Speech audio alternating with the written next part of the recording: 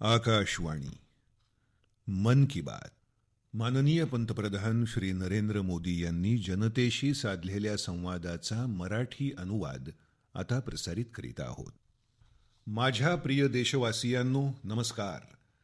आज मन की बातच्या आणखी एका भागाद्वारे आपण जोडले जात आहोत. 2022 या वर्षामधली ही पहिली मन की बात आहे. आपला देश आणि देशवासियांच्या सकारात्मक प्रेरणा आणि सामूहिक प्रयत्नांशी संबंधित चर्चा आज आपण पुन्हा एकदा पुढे नेणार आहोत. आज आपले पूज्य बापू महात्मा गांधीजी यांची पुण्यतिथीही आहे. 30 जानेवारी हा दिवस आपल्याला बापूंच्या शिकवणीचे स्मरण देतो. काही दिवसांपूर्वीच आपण प्रजासत्ताक दिनही साजरा केला. दिल्लीमध्ये राजपथावर आपल्या देशाचं शौर्य आणि सामर्थ्य यांची झलक दर्शवणारे चित्ररथ पाहून सर्वांच्या मनात उत्साह आणि अभिमान दाटून आला. एक बदल आपण पाहिला असेल. आता प्रजासत्ताक दिन सोहळा 23 जानेवारी म्हणजे नेताजी सुभाषचंद्र बोस यांच्या जयंती दिनी सुरू होईल आणि 30 जानेवारी म्हणजे गांधीजींच्या पुण्यतिथीपर्यंत सुरू राहील. इंडिया गेटवर नेताजींचा डिजिटल पुतळा स्थापन करण्यात आला आहे. याचं देशानं ज्या प्रकारे स्वागत केलं आहे, देशाच्या कानाकोपऱ्यातून आनंदाची जी लकेर उमटली आहे, प्रत्येक देशवासियाने ज्या प्रकारे भावना व्यक्त केल्या आहेत त्या अविस्मरणीय आहेत. मित्रहो, स्वातंत्र्याच्या अमृत महोत्सवात या प्रयत्नांच्या माध्यमातून आपल्या राष्ट्रीय प्रतीकांची देश पुनर्स्थापना करत आहे. इंडिया गेट जवळची अमर जवान ज्योत आणि जवळच्या राष्ट्रीय युद्ध स्मारकावरची प्रज्वलित ज्योत एकत्र करण्यात आल्याचं आपण पाहिलं. या भावुक क्षणी अनेक देशवासीय आणि शहीदांच्या कुटुंबियांच्या डोळ्यात अश्रू तरळले. राष्ट्रीय युद्ध स्मारकावर देशाच्या स्वातंत्र्यानंतर शहीद झालेल्या शूरवीरांची नावं कोरली आहेत. लष्कराच्या काही माजी सैनिकांनी मला पत्र लिहून कळवलं आहे की शहीदांच्या स्मारकासमोर प्रज्वलित होत असलेली अमर जवान ज्योत शहीदांच्या अमरत्वाचं प्रतीक आहे. खरोखरच अमर जवान ज्योतीप्रमाणेच आपले शहीद, त्यांची प्रेरणा आणि त्यांचं योगदानही अमर आहे. जेव्हा आपल्याला संधी मिळेल तेव्हा राष्ट्रीय युद्ध स्मारकाला आवर्जून भेट द्या, असं माझं आपणा सर्वांना सांगणं आहे. आपले कुटुंबीय आणि मुलांनाही नक्की घेऊन जा. इथे आपल्याला आगळीच ऊर्जा आणि प्रेरणा यांची प्रचिती येईल. मित्रहो, अमृत महोत्सवाच्या या आयोजनांच्या दरम्यान देशात अनेक महत्त्वाचे राष्ट्रीय पुरस्कारही प्रदान करण्यात आले. एक आहे तो म्हणजे राष्ट्रीय बाल पुरस्कार. लहान वयात धाडसी आणि प्रेरणादायी काम करणाऱ्या मुलांना हा पुरस्कार दिला जातो. आपणा सर्वांनी या पुरस्काराबाबत आपल्या घरात आवर्जून माहिती दिली पाहिजे. यातून आपल्या मुलांनाही प्रेरणा मिळेल आणि देशाचं नाव उज्ज्वल करण्याचा उत्साह त्यांच्यात निर्माण होईल. देशात नुकतीच पद्म पुरस्कारांचीही घोषणा झाली.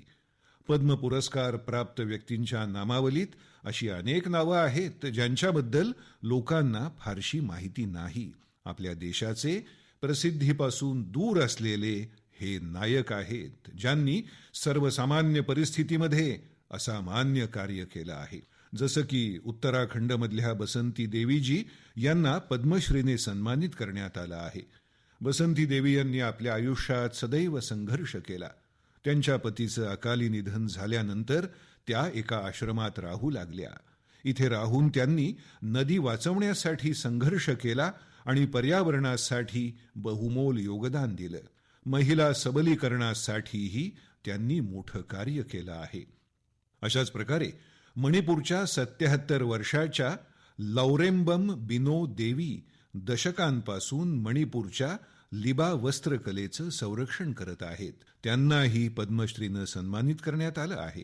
मध्य प्रदेशच्या अर्जुन सिंह यांना बैगा आदिवासी नृत्य कलेला ओळख प्राप्त करून दिल्याबद्दल पद्म सन्मान मिळाला आहे.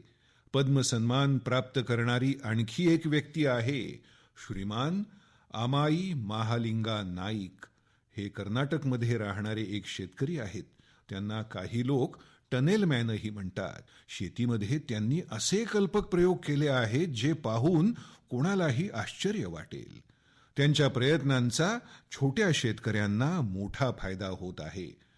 असे आणखीही अप्रसिद्ध नायक आहेत ज्यांचा देशाने त्यांच्या योगदानासाठी गौरव केला आहे.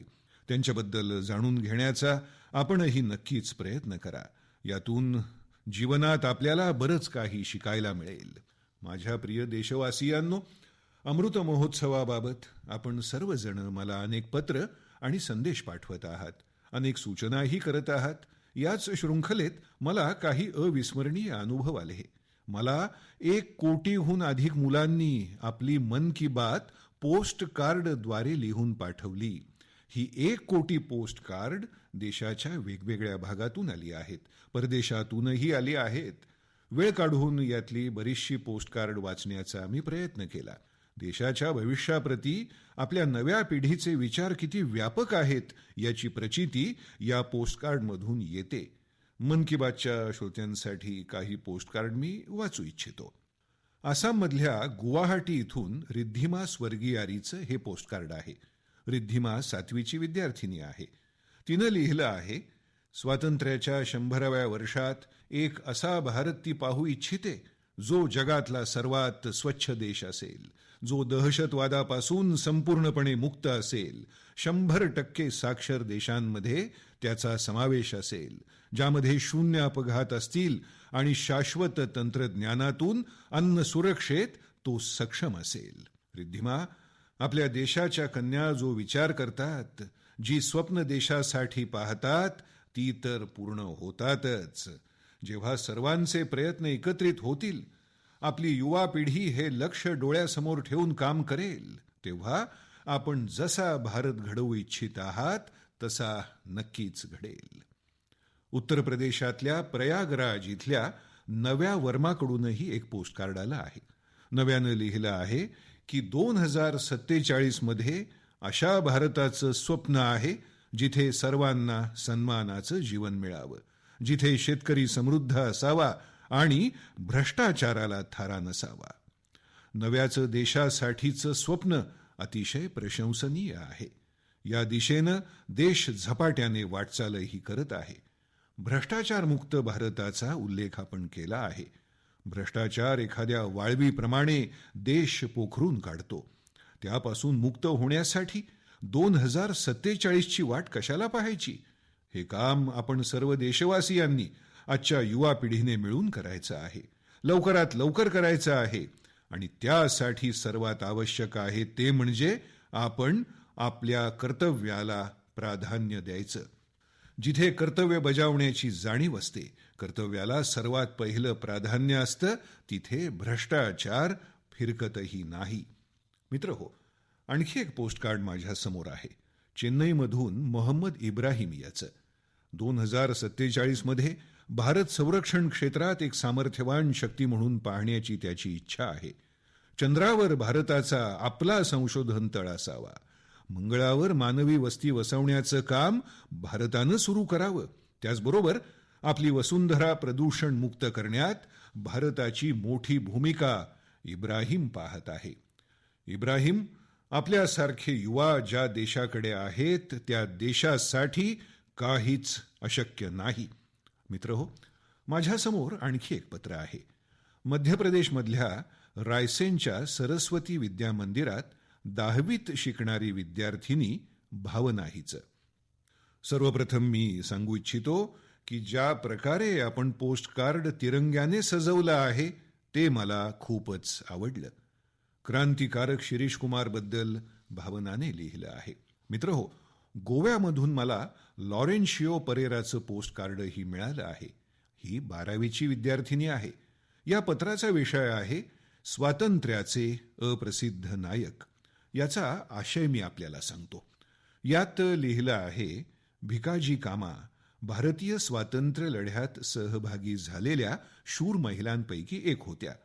मुलींच्या सबलीकरणासाठी त्यांनी देशविदेशात अनेक अभियानं हाती घेतली, अनेक प्रदर्शनं भरवली.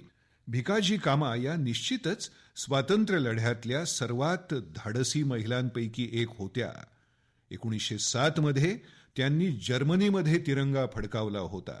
हा तिरंगा तयार करण्यामध्ये ज्या व्यक्तीने त्यांना साथ दिली ती व्यक्ती होती श्री श्यामजी कृष्ण वर्मा.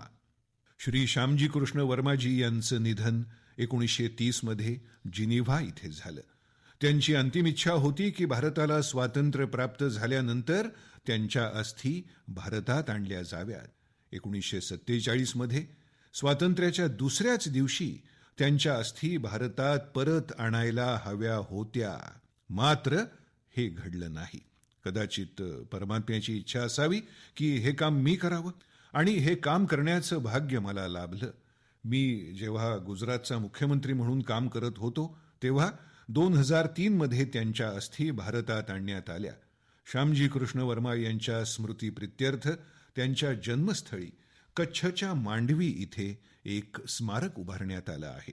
मित्रहो, भारताच्या स्वातंत्र्याच्या अमृत महोत्सवाचा उत्साह फक्त आपल्याच देशात आहे असं नाही. भारताचा मित्र असलेल्या क्रोएशिया या देशातूनही मला 75 पोस्टकार्ड आली आहेत. क्रोएशियाच्या जाग्रेब इथे school of applied arts and डिझाईनच्या विद्यार्थ्यांनी ही 75 कार्ड भारताच्या जनतेसाठी पाठवली आहेत आणि अमृत महोत्सवाच्या शुभेच्छा दिल्या आहेत. आपणा सर्व देशवासियांच्या वतीनं मी क्रोएशिया आणि तिथल्या जनतेला धन्यवाद देतो. माझ्या प्रिय देशवासियांनो, भारत शिक्षण आणि ज्ञानाची तपोभूमी राहिला आहे. आपण शिक्षण केवळ पुस्तकी ज्ञानापुरतंच मर्यादित ठेवलं नाही, तर जीवनाचा समग्र अनुभव म्हणून त्याकडे पाहिलं. आपल्या देशाच्या थोर व्यक्तिमत्वांचं शिक्षणाशी दृढ नातं राहिलं आहे.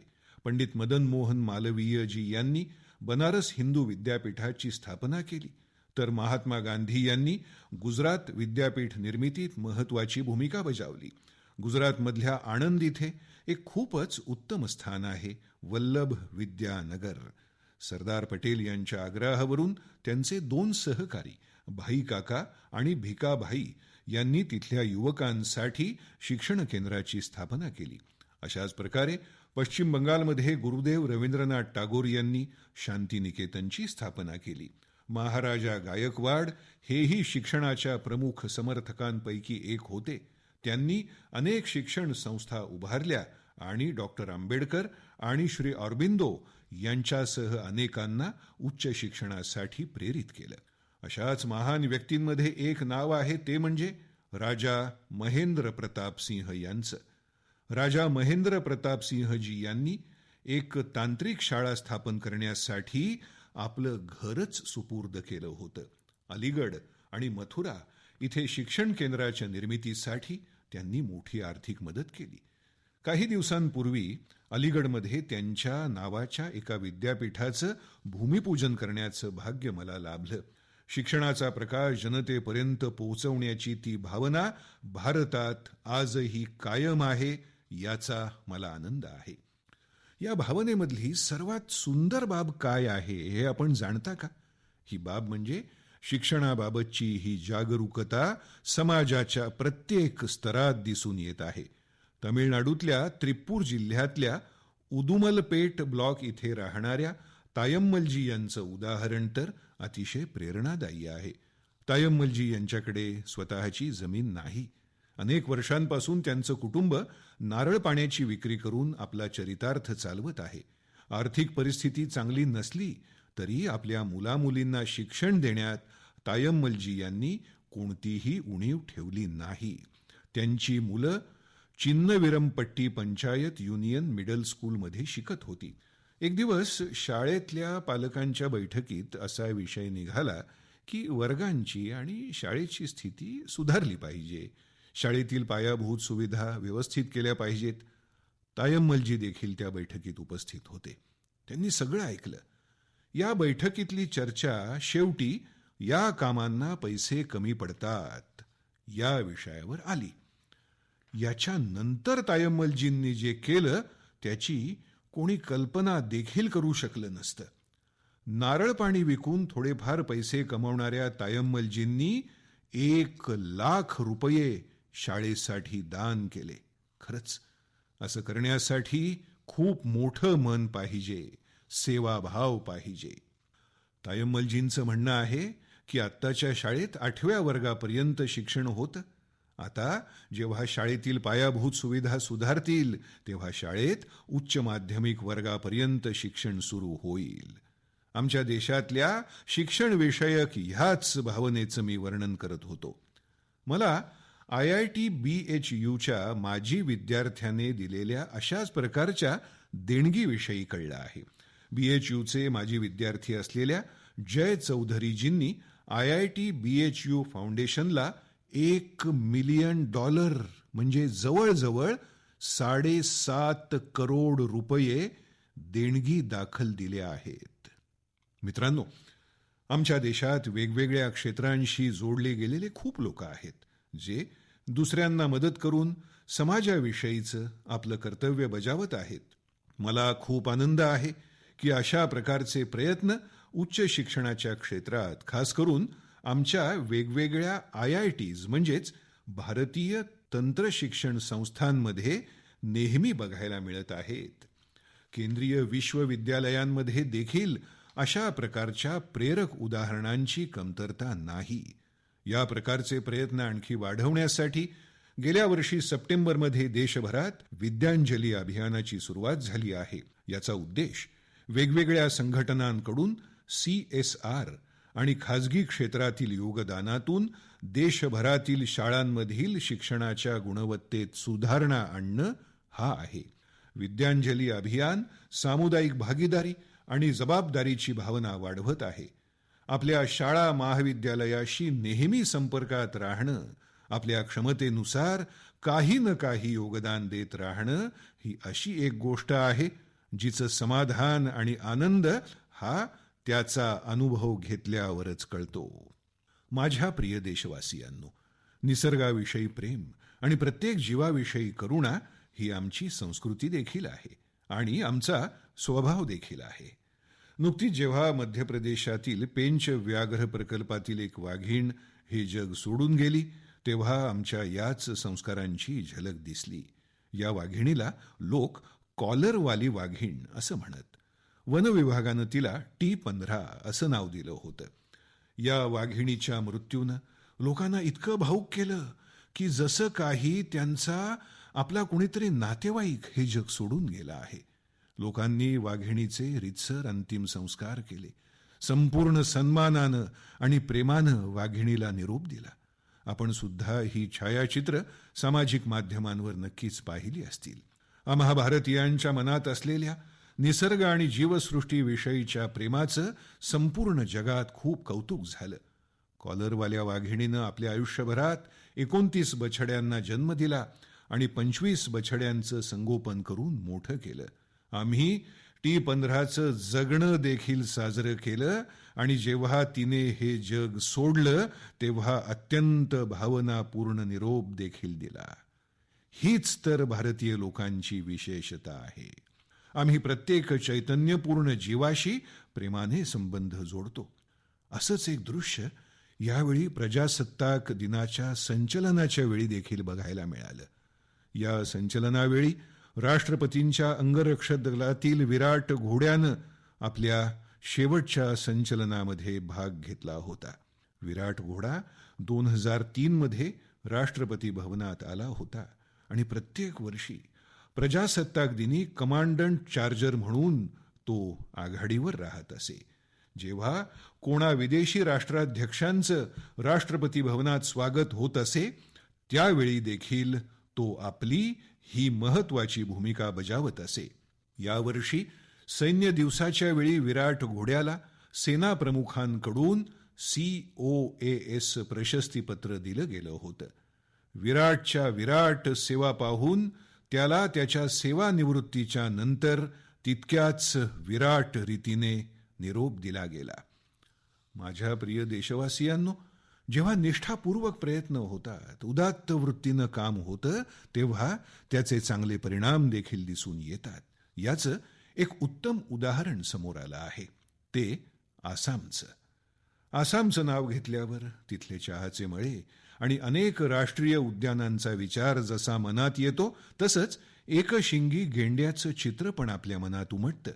आपल्या सगळ्यांनाच माहिती आहे की एकशिंगी गेंडा नेहमीच आसामी संस्कृतीचा भाग राहिला आहे. भारतरत्न भूपेन हजारिकांचं हे गाणं प्रत्येक मनात नेहमीच गुंजत असतं.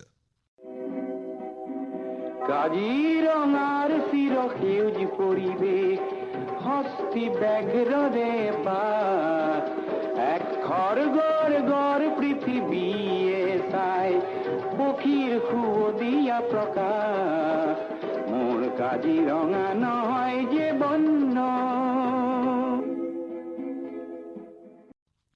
मित्रांनो, याचा अर्थ आहे तो खूप सुसंगत आहे.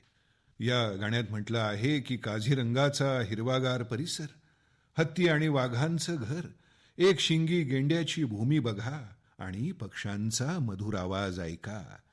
आसामच्या हातमागावर विणल्या जाणाऱ्या विश्वप्रसिद्ध मुंगा आणि एरी पोशाखात देखील गेंड्यांची आकृती दिसून येते. पण आसामच्या संस्कृतीत ज्या गेंड्यांचं इतकं महत्त्व आहे त्या गेंड्यांना देखील संकटांचा सामना करायला लागत होता. वर्ष 2013 मध्ये 37 आणि 2014 मध्ये 32 गेंड्यांना तस्करांनी मारून टाकलं होतं. या आव्हानाचा सामना करण्यासाठी आसाम सरकारने विशेष प्रयत्न करून गेंड्यांच्या शिकारी विरुद्ध एक खूप मोठी मोहीम चालवली होती. गेल्या वर्षी 22 सप्टेंबरला विश्व गेंडा दिनाच्या वेळी तस्करांकडून जप्त केली गेलेली 2400 हून जास्त शिंग जाळून टाकली गेली होती. हा तस्करांसाठी निर्वाणीचा इशारा होता. अशाच प्रयत्नांचा परिणाम म्हणून आता आसाममधील गेंड्यांच्या शिकारीची संख्या खूपच कमी झाली आहे. 2013 मध्ये 37 गेंडे मारले गेले होते, पण आता 2020 मध्ये 2 आणि 2021 मध्ये फक्त एका गेंड्याची शिकार केली गेल्याची बाब समोर आली आहे. आसामच्या लोकांनी गेंड्यांना वाचवण्यासाठी केलेल्या या संकल्पाची मी प्रशंसा करतो. मित्रांनो, भारतीय संस्कृतीमधील विविध रंगांमुळे आणि आध्यात्मिक शक्तीमुळे भारतीय संस्कृतीने नेहमीच जगभरच्या लोकांना आपल्याकडे आकर्षित केलं आहे. जर मी आपल्याला सांगितलं की भारतीय संस्कृती अमेरिका, कॅनडा, दुबई, सिंगापूर, पश्चिम युरोप आणि जपानमध्ये खूप लोकप्रिय आहे, तर ही गोष्ट आपल्याला खूप सामान्य वाटेल. त्यात आपल्याला काही विशेष आश्चर्य वाटणार नाही. पण जर का मी आपल्याला असं सांगितलं की लॅटिन अमेरिका आणि साऊथ अमेरिकेत देखील भारतीय संस्कृतीचं खूप आकर्षण आहे, तर आपण नक्कीच विचार कराल. मेक्सिकोमध्ये खादीला प्रोत्साहन देण्याची गोष्ट असेल किंवा ब्राझीलमध्ये भारतीय परंपरांना लोकप्रिय करण्याचा प्रयत्न असेल. मन की बात मध्ये आपण या विषयांवर या आधीही चर्चा केली आहे. आज मी तुम्हाला अर्जेंटिनामध्ये भारतीय संस्कृतीचा जो झेंडा फडकत आहे त्याच्याविषयी सांगणार आहे. अर्जेंटिनामध्ये आपल्या भारतीय संस्कृतीचं खूप आकर्षण आहे. 2018 मध्ये मी जेव्हा अर्जेंटिना दौरा केला होता तेव्हा त्यात योग कार्यक्रमात योग फॉर पीस मध्ये भाग घेतला होता. अर्जेंटिनात एक संस्था आहे, हस्तिनापुर फाउंडेशन. आपल्याला आश्चर्य वाटलं ना ऐकून? कुठे अर्जेंटिना आणि तिथे देखील हस्तिनापुर फाउंडेशन?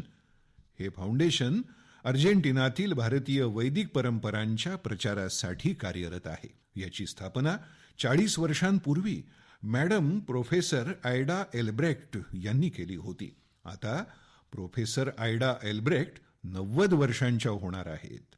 भारतासोबत त्यांचा ऋणानुबंध कसा जोडला गेला हे पण खूप मनोरंजक आहे.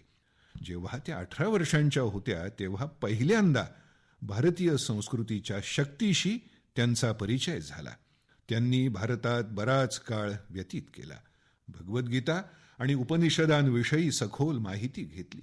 आज हस्तिनापुर फाउंडेशनचे 40,000हून अधिक सदस्य आहेत आणि अर्जेंटिना आणि इतर लॅटिन अमेरिकी देशात याच्या जवळपास 30 शाखा आहेत.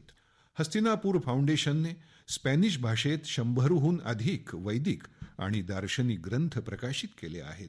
त्यांचा आश्रम देखील खूप मनमोहक आहे. आश्रमात 12 मंदिरांचं निर्माण केलं गेलं आहे, ज्याच्यात अनेक देवी देवतांच्या मूर्ती आहेत. या सगळ्यांच्या मध्यभागी एक मंदिर असंही आहे की जे अद्वैतवादी ध्यानासाठी बांधलं गेलं आहे. मित्रांनो, अनेक उदाहरणं आपल्याला असं सांगतात की आपली संस्कृती केवळ आपल्यासाठीच नव्हे तर संपूर्ण विश्वासाठी एक अनमोल वारसा आहे. विश्वभरातील लोक आपल्या संस्कृतीची माहिती करून घेऊ इच्छितात, समजून घेऊ इच्छितात आणि तसं जगू इच्छितात. आपण देखील संपूर्ण उत्तरदायित्व घेऊन आपल्या या सांस्कृतिक वारशाला आपल्या आयुष्याचा भाग बनवून ती सर्व लोकांपर्यंत पोहोचवण्याचा प्रयत्न केला पाहिजे. माझ्या प्रिय देशवासियांनो, मी आता आपल्याला आणि खास करून आपल्या युवकांना एक प्रश्न विचारू इच्छितो. मला सांगा, आपण एका वेळी किती पुशअप्स काढू शकता? मी जे आपल्याला सांगणार आहे ते ऐकून आपल्याला नक्कीच आश्चर्य वाटेल. मणिपूरचा 24 वर्षांचा युवक थौनाओजम निरंजॉय सिंह याने एका मिनिटात 109 पुशअप्स काढून एक नवा विक्रम स्थापित केला आहे. निरंजॉय सिंह याच्यासाठी विक्रम स्थापित करणं ही काही नवी गोष्ट नाही. याच्या आधी देखील त्याने एका मिनिटात एका हाताने सर्वात जास्त नकल पुशअप्स काढण्याचा विक्रम केला होता. मला पूर्ण विश्वास आहे की निरंजॉय सिंहमुळे आपल्याला देखील प्रेरणा मिळेल आणि शारीरिक तंदुरुस्ती हा आपण आपल्या आयुष्याचा एक भाग बनवाल. मित्रांनो, आज मी आपल्याला लडाखची अशी एक माहिती सांगू इच्छितो ज्याविषयी कळल्यावर आपल्याला खूप अभिमान वाटेल. लडाखला लवकरच एक शानदार ओपन सिंथेटिक ट्रॅक आणि ॲस्ट्रो टर्फ फुटबॉल स्टेडियमची भेट मिळणार आहे. हे स्टेडियम 10,000 फूटपेक्षाही जास्त उंचीवर तयार केलं जात आहे आणि ते लवकरच तयार होईल. लडाखमधील हे सर्वात मोठं स्टेडियम असेल जिथे 30,000 प्रेक्षक एका वेळी बसू शकतील. लडाखच्या या आधुनिक फुटबॉल स्टेडियममध्ये 8 लेन्सचा सिंथेटिक ट्रॅक देखील असेल. याच्याशिवाय इथे 1,000 जण राहू शकतील अशी वसतिगृहाची सुविधा देखील असेल. आपल्याला हे ऐकून खूप आनंद वाटेल की या स्टेडियमला फुटबॉलची सर्वात मोठी संस्था असलेल्या फिफाने देखील प्रमाणित केलं आहे. जेव्हा कधी खेळासाठी अशी भव्य सुविधा तयार होते तेव्हा देशभरातील युवकांना एक चांगली संधी मिळते. त्यासोबतच जिथे अशी व्यवस्था तयार होते तिथे देखील देशभरातील लोकांचं येणं जाणं होतं. पर्यटनाला चालना मिळते, रोजगाराच्या अनेक संधी उपलब्ध होतात. या स्टेडियमचा फायदा लडाखमधील आमच्या अनेक युवकांना देखील होणार आहे. माझ्या प्रिय देशवासियांनो, मन की बातमध्ये यावेळी देखील आपण अनेक विषयांवर चर्चा केली. एक विषय अजून असा आहे की जो सध्या सर्वांच्याच मनात आहे आणि तो आहे कोरोना. कोरोनाच्या नव्या लाटेशी भारत यशस्वीपणे लढत आहे आणि ही अभिमानाची गोष्ट आहे की आतापर्यंत जवळजवळ 4.5 कोटी मुलांनी कोरोना लसीचा डोस घेतला आहे. याचा अर्थ असा झाला की 15 ते 18 वर्षाच्या वयोमर्यादेतील जवळजवळ 60% युवकांनी 3 ते 4 आठवड्यातच लस घेतली आहे. यामुळे आमच्या युवकांचं केवळ संरक्षणच होणार नाही तर त्यांना त्यांचं शिक्षण निर्वेधपणे सुरू ठेवण्यात देखील मदत होणार आहे. अजून एक चांगली गोष्ट ही सुद्धा आहे की 20 दिवसांच्या आतच 1 कोटी लोकांनी वर्धक मात्रा देखील घेतली आहे. आपल्या देशातील लसीवर देशवासियांचा असलेला हा विश्वास ही आपली खूप मोठी शक्ती आहे. आता तर कोरोना संक्रमणाच्या केसेस देखील कमी व्हायला सुरुवात झाली आहे. हा खूपच सकारात्मक संकेत आहे. लोक सुरक्षित राहोत, देशाच्या आर्थिक प्रगतीचा वेग कायम राहो हीच प्रत्येक देशवासियाची इच्छा आहे. आणि आपल्याला तर माहितीच आहे की मन की बात मध्ये काही गोष्टी सांगितल्याशिवाय मी राहूच शकत नाही. जसं की स्वच्छता अभियान आपण विसरून चालणार नाही. प्लास्टिक विरुद्धच्या अभियानाला आणखी गती आणण्याची आवश्यकता आहे. वोकल फॉर लोकलचा मंत्र ही आमची जबाबदारी आहे आणि आम्हाला आत्मनिर्भर भारत अभियानासाठी देखील मनापासून कार्यरत राहायचं आहे. आपल्या सगळ्यांच्या प्रयत्नांनीच देश प्रगतीच्या नव्या उंचीवर पोहोचणार आहे. याच कामनेसह मी आपला निरोप घेतो. खूप खूप धन्यवाद. मन की बात. माननीय पंतप्रधान श्री नरेंद्र मोदी यांनी जनतेशी साधलेल्या संवादाचा मराठी अनुवाद आपण ऐकला. हा मराठी अनुवाद आकाशवाणीच्या मुंबई केंद्रावरून प्रसारित करण्यात आला.